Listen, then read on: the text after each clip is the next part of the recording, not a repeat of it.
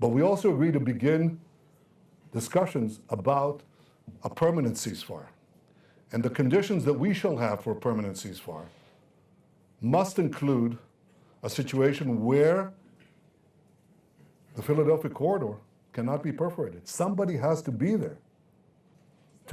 Somebody has to be there. Look, I don't care. Bring me anyone who will actually show us, not on paper, not in words, not in a slide, but on the ground, day after day, week after week, month after month, that they can actually prevent the recurrence of what happened there before.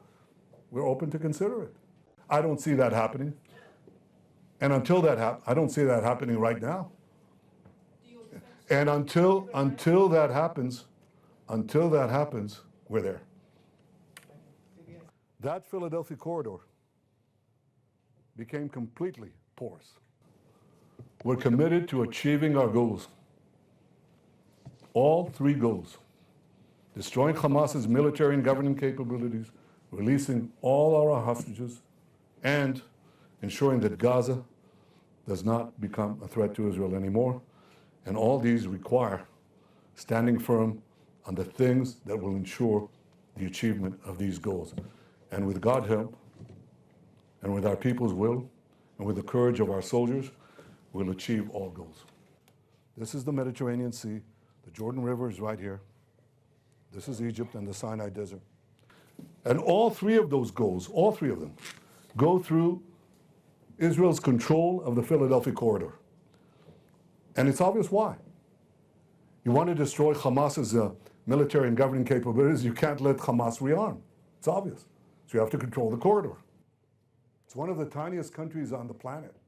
It's, I think, 0.1%. But we are firm on our red lines, including the Philadelphia Corridor, for the reasons I described here.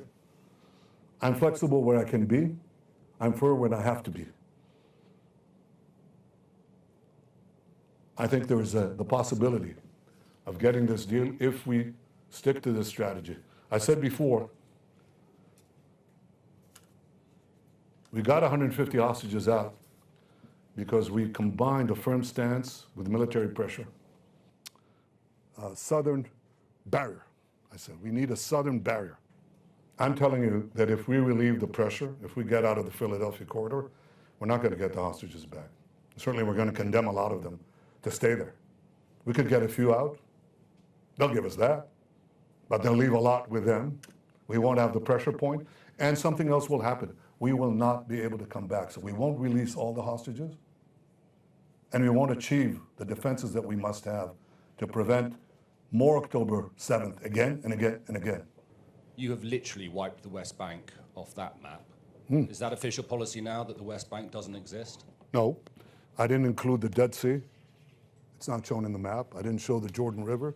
It's on this map. I didn't show the Sea of Galilee. But those it's on are that geographical map. Features. This is a population of Well, 2 I million didn't Palestinians who live there. Didn't get into that. I was talking about Gaza. There is a whole issue of what to do, how to achieve peace between us and the Palestinians in Judea and Samaria. I didn't get into that. That's another press conference. I'll be happy to do it. This is the Middle East, and this is the entire Arab world. Yesterday I visited in Ashkelon the family of one of the hostages murdered in cold blood. A day earlier I spoke to several of the families of these murdered hostages. It tears your heart out. I said to them that I'm sorry. I apologize that we didn't get them out. We worked so hard to get them. We were close, but we didn't. Domestic legitimacy, though, nor the international legitimacy to do it. Look how much problem we have now.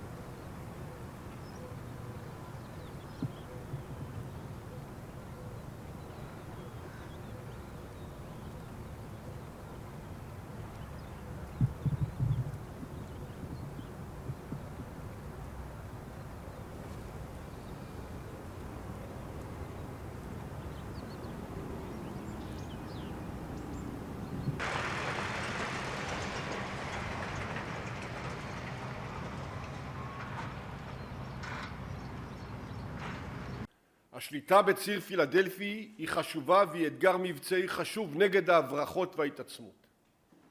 אבל נתניהו יודע שמגדלי תצפית לבדם הם מטווח ברווזים ללוחמינו ולא בולמים מנהרות. נתניהו יודע שיש תוכנית שקידמה מערכת הביטחון לחסימה תת-קרקעית של המנהרות שהיא הפתרון האמיתי לציר כולל מעורבות ישראלית, אבל נתניהו לא מקדם אותה ביטחונית ומדינית ולא נפגש עם נשיא מצרים סיסי. נתניהו לא מעצב פתרון למעבר רפיח, המקום שבו עוברים חומרים דו-שימושיים. הסיפור הוא לא פילדלפי, אלא היעדר קבלת החלטות אסטרטגיות באמת. כמו שחזרנו להילחם כשצריך היה לאחר המתווה הקודם, בדיוק כך אנחנו נחזור לפילדלפי אם וכאשר נידרש. ואם נתניהו לא מבין שאחרי 7 באוקטובר הכל השתנה, אם יש לו ספק שסינואר יחוסל, שנגיע לאן שצריך תמיד, אם הוא לא מספיק חזק לעמוד בלחץ הבינלאומי, שיניח את המפתחות וילך הביתה. צריך להחזיר את החטופים גם במחיר כבד מאוד. צריך לסגור על עזה מדרום כדי שלעולם לא יחזור 7 באוקטובר. צריך יהיה לחזור לציר פילדלפי כשנידרש. צריך להעביר את המערכה צפונה. צריך לייצר בריתות אזוריות מול איראן ולבלום את הדהירה שלה לגרעין. אבל בואו נגיד את האמת.